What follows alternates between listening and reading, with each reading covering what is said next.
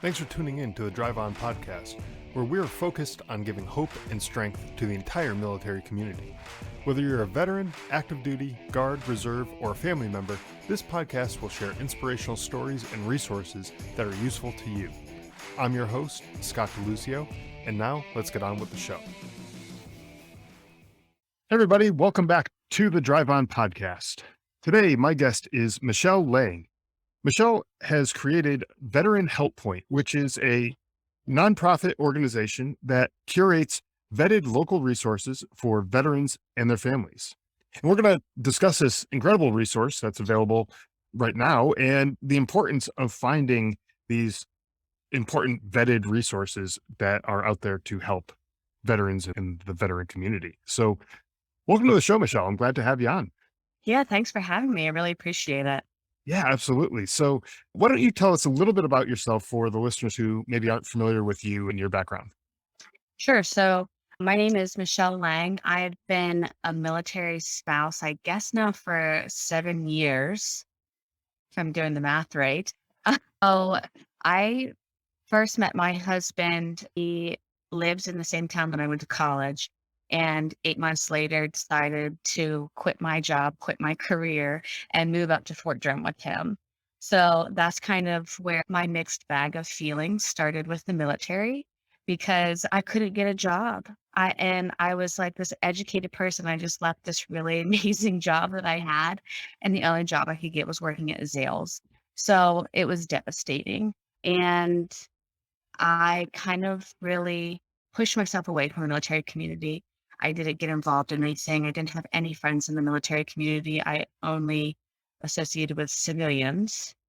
And it was really, really lonely. But then we relocated down to Fort Benning. Things changed really quickly for us. My husband had to leave the military quickly. He basically had a choice. It's like, if you continue your career, it might not work out the way that you want it to, and you just spent 3 years in the desert without seeing your family for nothing. Or you can leave the military, go reserve, have time with your family. So that's what he did.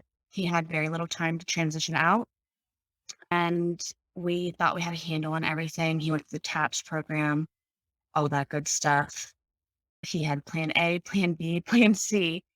Got a job, moved back to Pennsylvania where we're from, and things really, really just started falling apart for us. So he kind of found himself grieving his servant, like shedding who he was and figuring out who he is now. And I didn't quite understand that. I understood that it would be a big change, but it really, really took a toll on his mental health, and our marriage crumbled totally. We lived as separate people. We didn't speak to each other. When we did, it was a fight. It was really, really bad.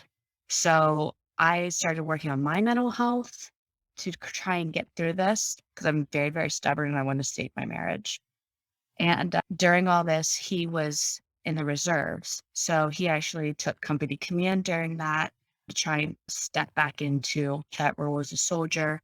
He even signed up for a deployment without telling me. He literally told me as we were going down the road one day, "Oh, hey, whenever I deploy," I'm like, "What are you talking about?"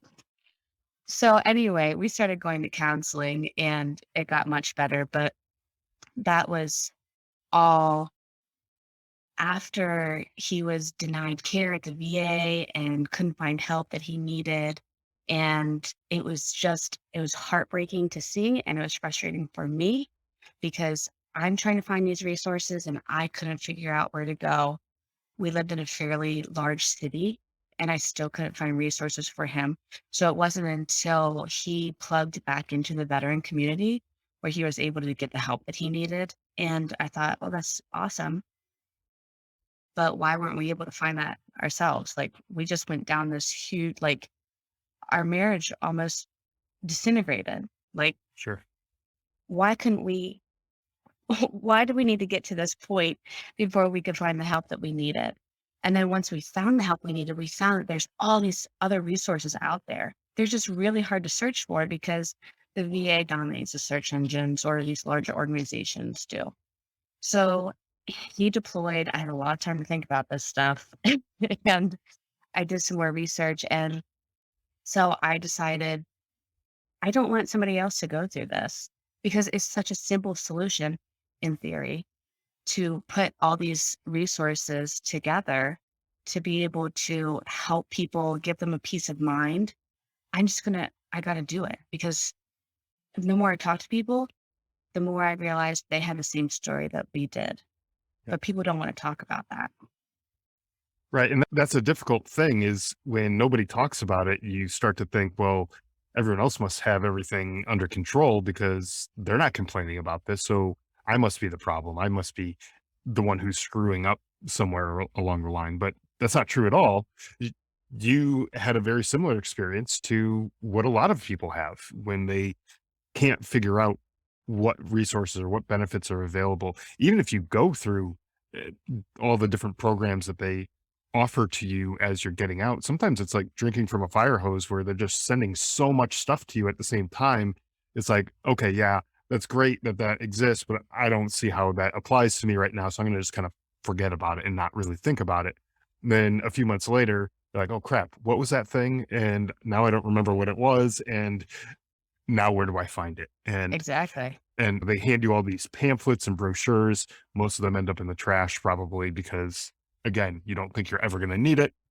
And then you're scrambling to figure it out when you get to that point. So I feel like a resource like this is long overdue where resources that are available to the veteran community is easily searchable. And there's a database that's available and we can just go and look up what it is that we need in the area that we're in and figure out how to solve the problems that we're having, not end up in a situation where, like your marriage was in trouble. And fortunately, you were as stubborn as you were and you didn't allow that to totally collapse. But, not everyone has that same mindset and is willing to put in that kind of effort 100% of the time. And so it's hard to have all of that going on and also trying to figure out your marriage and your family life and everything else that goes with just being an adult, right? Right. Yeah.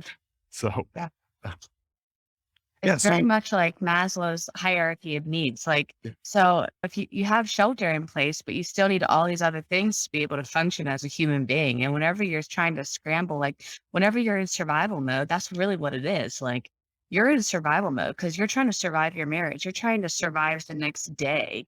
And a lot of people don't want to talk about it too because they feel like, oh, I don't have a reason to feel this way. I didn't see combat or what I did see wasn't that bad, but there's still a lot of other things that can affect like shedding your identity and starting something new. So yeah, there's no shame in struggling or needing something, or even if you're not struggling and you just want a better job, there's ways to go about it and you don't realize what you need until you need it.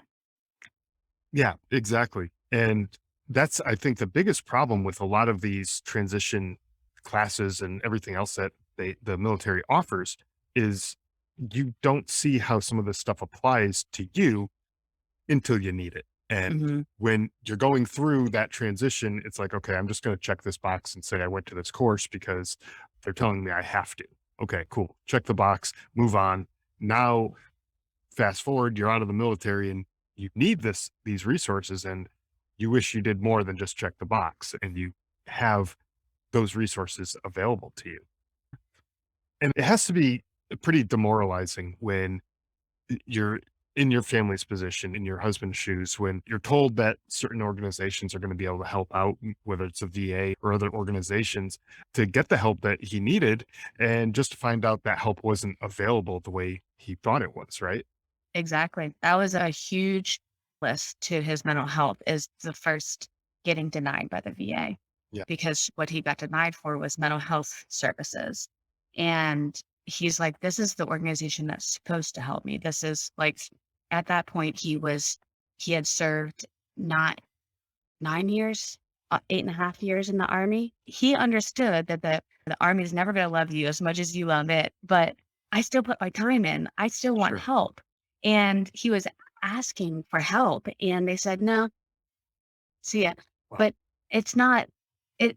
It's very frustrating. I think the VA has great services, but it's very dependent on who works there and who's passionate about their job and whatnot. So it just can be really demoralizing whenever something like that happens from an organization that's meant to serve the Well, veterans. and just to put into perspective for maybe the civilians who might be listening to this, who maybe don't have the frame of reference with what the VA should be able to do or whatever. But if you're in your home and your home catches fire and you call the fire department and you're standing out on the sidewalk watching your home burn and they say, sorry, we're not going to be able to send anyone to come help put the flames out.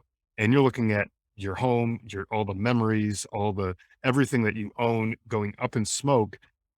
That's probably very similar to the type of feeling that you would have. It's like now it's pretty helpless. Like, what am Exactly. I going to do? How, like, grab a garden hose and start trying to put the fire out? Like, no, they're like, that's not going to work. And maybe you're going to put a little bit of a fire out, but it's not going to put the whole flames out and it's not going to save your house. So when you're in that situation, like your husband was, and he was just reaching out, asking for pretty basic help, I would imagine, as far as the Mhm. VA is concerned. Mental health services is something that they provide all the time. I mean, I've used their services as well. And I wasn't even in the army for as long as your husband was, and I still was able to use those services. To me, it just doesn't make sense that he wouldn't be able to use those services.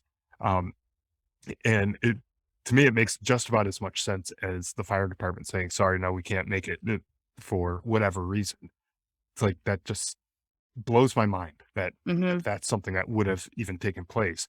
However, if it's happened to one person, I gotta imagine it's happened to other people as well, right? Yeah, and I talk to a lot of people that does happen to, even people that have been in the game a lot longer. I talked to somebody else at an event that shared his story with me about how they didn't know that they could go outside the VA for care because now there's community care and things like that because the VA is a lot bit overwhelmed. So they've extended their network to community care providers, right? So that's great, but people don't know that. So they think they're stuck with their doctor and the VA, and it doesn't matter if it is the VA or if it's a family doctor somewhere else.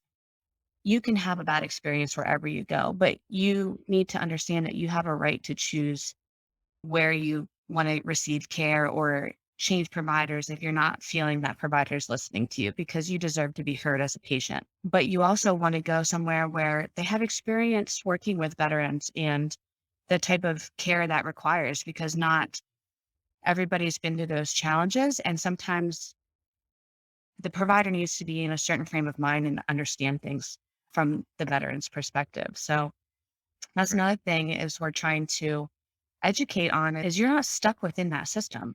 There's all these organizations and resources out there that are good that can provide the same level of care for you and you even have more options in some cases than within the system that you feel like you're confined to, especially if you feel like you're not getting heard or the care that you need. Yeah, and an example of what you're talking about with the community care for the people who are unaware that community care program even exists. A few months ago, I had to get scheduled to do a sleep study through the VA, and they called me up and said it was going to be about 4 or 5 months before they could schedule me for the sleep study through the VA. And they said, instead, we'd like to get you in at a local provider who can do the sleep study much sooner and get you in and get that done. And so I did that. It went to the local provider. It was actually closer to my house than the VA facility that I would have gone to anyway. So it all worked out great for me. Zero out of pocket costs for me, and it all was covered through the VA. So it's definitely something that's available. And again, if people don't know that that exists, and it's not just for things like sleep studies, it's for all sorts of care that the VA offers. And so if people don't know that that exists, they're not going to be as likely to take advantage of those services that are Mhm. available out there. And so, um, I'm glad that there's people like you out there who are raising awareness for these other resources. You can go outside of the VA, you can go to a private provider. And a lot of times they're nonprofits who are doing these things at low or no cost to the veteran. And like, why wouldn't you take advantage of what's available out there, right? Right. Yeah, because a lot of times people that start the nonprofits are because they have been in that situation to begin with, and they felt led to start an organization to help other people to prevent that because it is tough to do. It's tough. I mean, nonprofits have a lifespan of about a year. So, I mean, it's tough to do and it's tough to market yourself. And that's some of what we want to do at Better and Help Point too, is we really want to build a community of resources where the resources themselves are in this vision with us and can see how this is useful and we can drive clients to them and they can serve the clients that need to be served and the clients are receiving the help they need to receive because a lot of these nonprofits or even for-profit organizations that are started by veterans or military spouses are really passionate about helping and doing the right thing and their hearts are in the right place. But maybe marketing isn't at the forefront of their mind because it's tough to do, especially in like today's technology. I totally understand why people need like our social media managers full time because there's so much work to It market it is. yourself. It's so much work, not even just to post the content on social media, keeping that fresh and updated daily or whatever time period that you're talking about. But then you're talking about other things that you're competing with when you have online ads and you maybe trying to spend a little money to get some traffic coming your way to your website or whatever. Mhm. There's competition for that as well. You got to know what you're doing. Otherwise, you're just blowing money. If your website isn't set up the right way, you're going to end up losing traffic just because you aren't getting picked up by the search engines when people are looking for the types of things. And there's so much to it, and there's so many different moving pieces. You're right. You do need somebody who knows that kind of stuff to take care of it because you're trying to do the thing that you're good at and that getting these resources together, vetting the resources, making sure that they're appropriate for the veterans who are looking for them. But then you also have to put on the marketing hat, and that's just a lot of stuff. But when you go and hire somebody to do that costs money. Sure.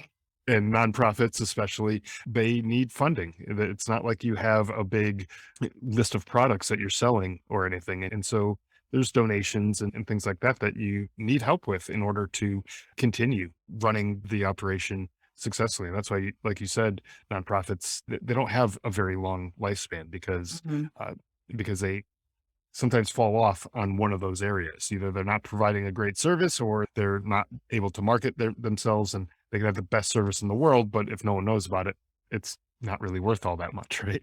Right. Yeah.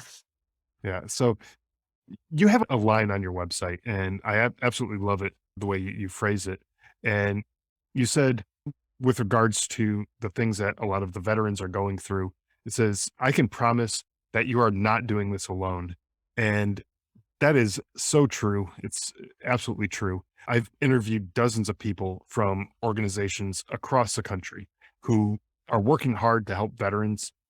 And one of the biggest issues that they all face is just what we were just talking about, is that generating awareness and letting the veterans and their families know that they exist and are ready to help out. And that's why I love what you're doing with Veteran Help Point, because it's one central location that you have all these resources that can help veterans who may not have otherwise known that some of these resources even exist. So I'd love to talk a little bit more about the types of resources that you're looking for and that people can find through Veterans Help Point. Mhm. So we have 10 categories of help right now. And I get really passionate talking about it because right now it's 10 categories and it's for primary veteran, primarily veterans. But eventually I want to have it subsection where it could be for veteran spouses, military spouses, caregivers, and military children because they all have their own unique challenges and their own resources they need. So what we're trying to do is make it like in my case, I was the one searching for help. And a lot of the times it is going to be the partner, the spouse that is reaching out for help. So I want to make it as easy as possible for even if you don't have the terminology down, even if you don't know exactly what you need, it's still simplified enough that you can find the help that you need for your spouse. So the 10 categories of help right now are primary care, physical therapy, holistic therapy, legal benefits, financial aid and literacy, job assistance, housing, fitness, and what else am I missing? Oh, I have it up right there. There's always one that escapes me. It's a I big don't. list to mental health. I was gonna say, I'm pretty sure you didn't mention mental health, and I was gonna say that, but yeah, it's a big list, and there's a lot of different organizations and that fit in all those different categories. So it's great that you're Mhm, putting that together. But I guess the goal for all of this is to have this one central resource. So like like any nonprofit, I'm sure you have these set of needs in terms of volunteers to help curate this list and donations like we talked about before. What sort of things are you specifically looking for at the moment, and where can people go to help support Veteran Help Point? yeah, a really easy way to volunteer with us is to just submit resources. And I do have a bit of a template and a way to search for these resources because once you get in the groove and in the mindset of how to search for the resources, it's really simple to do. And then there's a whole other process of vetting them, but finding them first is key. So I'm well, I call it maternity leave. I'm gonna go on maternity leave in mid-August. I'm pregnant with my third boy. So my goal is to have somebody come on for head of resource development.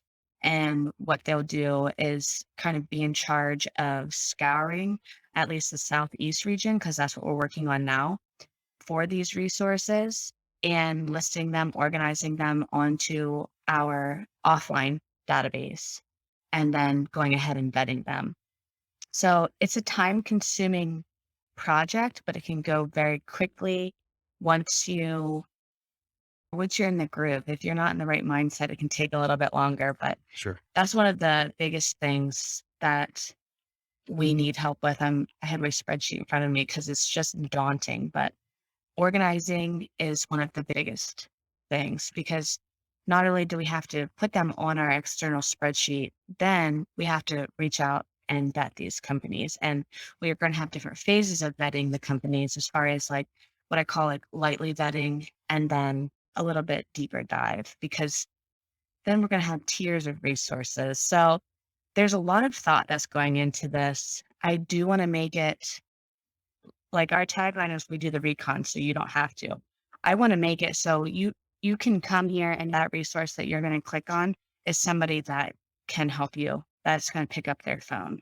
You don't have to question that, and you don't have to worry about a predatory company 'cause there are a lot of predatory veteran companies out there, and that's just something we're not okay with and will not be tolerated. Yeah, absolutely. And it's hard to know just on the surface if there's a company that's going to be predatory, whether they're assisting you with benefits or mental health or whatever. Whatever the company is offering. If you're not familiar with the company, you don't have somebody who has used them in the past or somehow vetted them in the past, you don't really know what you're going to get until you're already in it. And then at some point, it might be too late. And now you're stuck in a position where you feel like you're literally stuck and you can't get out of this Yeah. situation. You've invested too much time or money or what other resources into whatever it is that they're offering. And that might not be okay with you. And so I love that you not only are listing the resources, but they're trusted resources. They're vetted to make sure that they're not these predatory companies, that they're not some fly by night operation that's just going to be here today, gone tomorrow, and who knows if anyone's going to pick up the phone. Mhm. And I commented before about how demoralizing it can be when an organization that you thought was going to be able to help turns out to not be able to help at all. And if you are vetting these organizations, that these organizations are going to be able to help. But I'd love to know a little bit more about the vetting process that goes into it. Like, what is it that you guys do to make sure that these organizations are legit and that they're not going to be predatory and things like that? I ideally like to start with just a conversation. So we have a lot to go through. I mean, there's tons. I'm just looking at Florida right now, things that aren't even listed on their website, and there's tons and tons of people. So I start with an email. I start by checking out their website, checking out what, doing my research as if I were the consumer first. Okay. So that's part of our lightly vetting phase. Second phase is we need to reach out to the person. We need to make contact with them, get a little bit more information about what they're doing. I like to know why they started it or why they took over. And then whenever we have different levels, so I haven't quite structured it the what I figured out the structure yet, but we'll have premier resources too. So Okay. like this resource is one that I know 100% I've built trust because a lot of it is building trust with that other organization. We've had many conversations.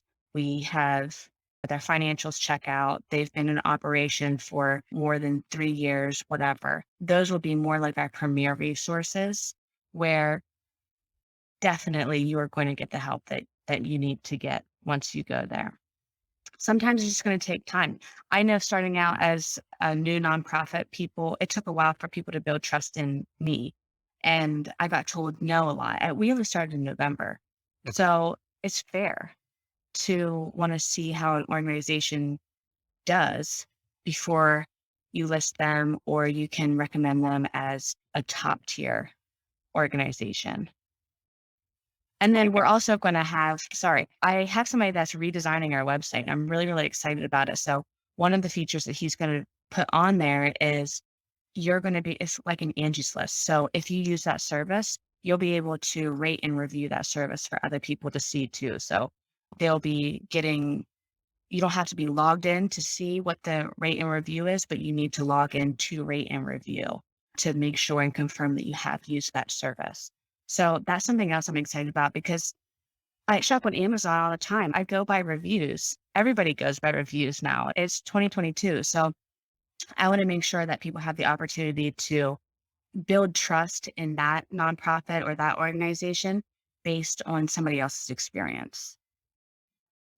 Exactly. And that social trust, when you have the review and someone puts their experience out there, giving it the 5-star review or whatever applicable stars and writing down what their experience was like, it helps to build that trust that, yes, not only does Veteran Help Point say this is a vetted resource, it's a trusted resource, but Joe Smith from Omaha says, yeah, this is a vetted resource and I had an incredible experience, right? And then you could say, okay, I trust this just a little bit more. And knowing that you're not going to be let down by this organization and what they are offering. So that's great. I love the vetting of these resources. I love the fact that they're local resources too. A lot of them are in your backyard, in your neighborhood. So whatever, it's nearby. So that way you're not just becoming uh, another name or number or whatever in a huge national database of people, and you can have that local connection with people too, and that I think helps out a whole lot more than just being thrown out into the random big organization that may or may not be exactly what you're looking for, right? Right. Yeah, and I keep in mind that I'm from a rural area in Pennsylvania where, I mean, we're smack in the middle. We're 3 hours from Pittsburgh and 3.5 hours to Philadelphia and 3 hours to Baltimore. So, like, there's nothing around us. Okay. So, the people that have to go to the VA have to travel over an hour to go to that VA. And a lot of times they let their care slip. They don't realize they have to go for their checkup every 18 months to maintain their status. There's just a lot of things that slip through the cracks whenever you're part of rural America. And a lot of our military comes from rural America. And I want to make sure that because in my backyard at home, even though we are in the country, there's still people that serve veterans. And we come from an area where there are a lot of veterans. So I want to make sure that people know that they can go and utilize these things that they might not know about before and also their family. Cause I get a lot, I don't know, I think I've had probably less than 25% people that reach out to me are veterans. Everyone else is a spouse, family member, or coworker. So that is the biggest thing is getting this out to civilians and the public to get them to understand like there's resources out there that you can give to your family to help. Yeah, exactly. And just like you said with your family situation, you were the one who was doing the legwork of looking for the resources that were available to help your husband in his transition and his mental health and everything else that your family was going through, the counseling and all that. And so that fell on you. And a lot of times I know veterans that I've talked to, myself included, we're stubborn and like, no, I can handle this. I can deal with this. I'll be fine. I don't need to go get help. And so we don't necessarily take the time to go and do that legwork. Whereas a spouse or another loved one or coworker, or neighbor, someone like that would be much more inclined because they can see from the outside looking in Yeah, the deterioration that takes place and seeing just how dire the situation could be. And oftentimes we get in our own way and we don't allow ourselves to go and find that help. exactly. That's a huge part of it. Whenever you're in that state, my husband and I still have this conversation. Like, whenever he was in that state, we saw two totally different realities. I could say one thing to him, and he would take it as me attacking him, and I hated him and whatever. And I'm like, I just asked you if you could put your dish in the sink. Like, but what to him, he was on edge. He was seeing a reality where the world was against him and he had no one. It was just him. And I was seeing a reality where, like, I want to help you, but you're sort of unlovable right now. And it's hard to help. And that's what it is whenever you're in. I've been in that state too, where it's just like, I feel unlovable. I'm depressed. I don't want help. But luckily, you have family that can see that and try and get you the help that you need. Because whenever you're in that state, your mind just shuts off to logic. I feel like that's the best way I can think Yeah. to explain it right now. You might know that you need help, but you're just, I call it your lizard brain. Like your lizard brain is just trying to survive at base minimum. Like you are barely eating, maybe barely drinking water, but you are sleeping and getting up and going to work. That's what you're doing, surviving. Just and that's not a way a path to thrive. That's literally Absolutely not. surviving. Yeah. And it takes a toll on your whole family. That's what we're really trying to do is just give families back that time together and that peace of mind because that's what I wish I didn't have anybody to relate to. I didn't have anybody that I could talk to about this. Nobody I knew in my life even really lived with somebody with depression like that. So it was really, really, I said, I wish I had a support group for people that had spouses with depression or that were depressed because I did not know how to navigate my own life Mhm. with that. And I just, there are so many ways for families to avoid that or to get help or just feel less alone. I felt so alone and so stupid that I was 28 and I was having a failed marriage because we just couldn't make it work at that point. So that's what I really, really want people to know is no matter what you're going through, somebody else has gone through it. You're not alone. You're not stupid for going through it. And it has nothing to do with you. It's just the cards that you're dealt. And sometimes we have to figure out how to play the best hand. Exactly. And when you're in a situation where one of the people in the relationship, spouse or whatever, is in that situation where they're depressed and they're having these angry outbursts and things, it affects the rest of the family. It could cause the other people in the relationship to have their own mental health deteriorate, not be where it should be. And that just makes it that much harder for the two of them to be able to help each other out. And so I love it that you have these resources that are now that they're available. They've been available, but now they're available in one central location through Veteran Help Point, and it's really about awareness. So I'm encouraging the listeners to first off check out Veteran Help Point, use the resources that you could find there, donate whatever you can in terms of dollars or volunteer hours or whatever it is that you can offer. And Before we wrap this up, I wanted to give you the opportunity to tell people where they can go to find this resource and follow you, either social media, all the stuff that people can use to kind of follow along and see what you guys are up to. Yeah, so our website is veteranhelppoint.com. And I'm very excited because it's just getting a total transformation facelift here by this amazing godsend of a volunteer that loves to design websites. He's doing it for us. So that should be up shortly. And we're on just about every social media platform. We're really accessible by message on Facebook at Veteran Help Point, Instagram, Veteran Help Point, LinkedIn, Veteran Help Point. We even have a Twitter, Vet Help Point. Like, we're just trying to be everywhere so that way people can, you don't have to remember the resource, but you just have to remember Veteran Help Point. Reach out and we'll get you there.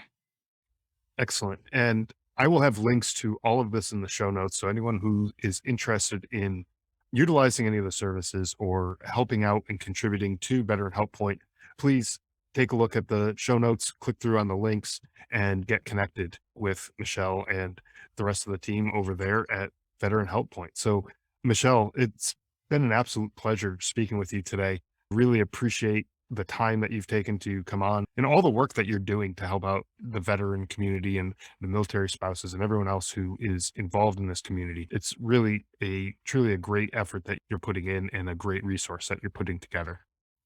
Thank you. Yeah, I'm trying to give a holistic approach so people know that they're just not alone. So if you need help, reach out. I don't know everything, but I know a guy who knows a guy. So I'll get you there. That's awesome. Well, thank you again. And we're looking forward to seeing the great things that you have to come in the future. Awesome. Well, thank you so much. Thanks for listening to the Drive On Podcast. If you want to check out more episodes or learn more about the show, you can visit our website, driveonpodcast.com. We're also on Instagram, Facebook, Twitter, LinkedIn, and YouTube at Drive On Podcast.